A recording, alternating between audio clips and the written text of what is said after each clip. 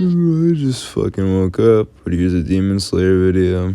So as we saw in the Entertainment District arc, it took 4 Demon Slayers plus a Hashira to take down Upper Moon 6, Daki, and Gyutaro, and at the end, Tengen, the Hashira in question, had to retire. Now in this video, I'm going to be discussing what would have happened if Rengoku, the Flame Hashira, was able to join them in this battle. First off, I want to address Daki, and as we saw in the anime and manga, it really only takes 2 of them, Zenitsu and Inosuke, to defeat Daki. But in this scenario, we can assume Tanjiro was also there to help, or maybe Nezuko, but yeah, they won't really have any trouble defeating Daki, especially with 2 Hashira fighting Gyutaro. So now onto the real question of this video: how much would the Flame Hashira's help truly change the course of this battle? And in my opinion, I think it would change it quite a bit. To begin my reasoning for this, I'm going to be citing my Hashira ranked video, which if you want to watch it, I'll link in the description below. I don't think many people would argue with this, but I ranked Rengoku a few spots higher than Tengen, and I think he is obviously the more powerful Hashira. The only ways in which I'd say Tengen is superior may be in speed, and also poison resistance, of course, which gave him an advantage against Gyutaro, who mainly uses poison as a form of attack. I should also mention that because of his much larger stature, Tengen's actual raw strength may be stronger than Rengoku's, but I'm not exactly sure. I can confidently say that flame breathing is much superior to Tengen's sound breathing, as it doesn't require all the extra gimmicks that Tengen uses, such as bombs and things to compensate for his breathing style. With all of this established, I'd like to move into how I think the fight would actually go if Rengoku was able to join them. For one, you see this beat up picture of Tengen missing an arm and an eye. I do not think he would have gotten nearly as injured had Rengoku been in the fight. With the extra support leading to lack of injuries, I don't think he would have had to retire after the fight either. With the help of the Flame Hashira, this battle definitely would have been a lot easier on Tengen.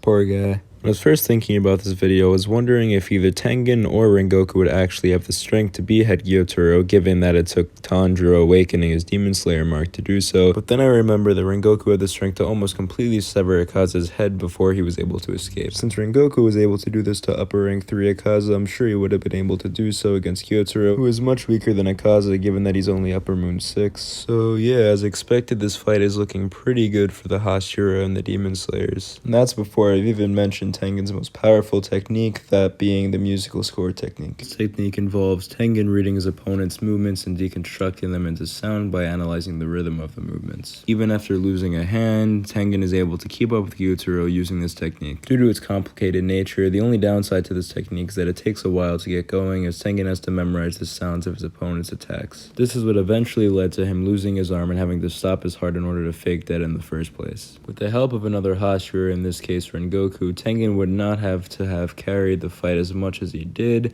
and he would have been able to have more time to complete his musical score technique without sacrificing all that he did. I should also mention Rengoku's most powerful technique, that being his 9th form, Esoteric Art, Rengoku. The technique is clearly demonstrated to be extremely powerful, as you can see in the video I'm showing here. With Rengoku holding off Gyutaro long enough for Tengen to develop his musical score technique, I don't see any way in which they lose this fight. That being said, it definitely won't be a walk in the park, considering Gyutaro's strength as well as Daki's. While Daki is a lot weaker in comparison, when fighting together they're pretty powerful. Of course, they have the advantage in regeneration, since humans cannot regenerate like demons can, but that's about the only advantage I'd give them. As well as stamina, of course, and the ability to use blood demon techniques. But yeah, I don't really see there being any casualties on the side of the Demon Slayers. I mean, you could argue that possibly Rengoku or Tengen would end up losing their lives, but I kind of doubt it. But yeah, before closing this video out, I do want to address the fact that this would have future implications for the story, such as Tanjiro possibly not having to awaken his Demon Slayer mark. But this is more just like a fun what if, what would have happened. Obviously, I'm not going to be getting into the rest of the story. And one more thing, I do believe that there were a lot of civilian casualties due to the fight that would have been prevented with the help of the Flame Hashira or any other Hashira in general.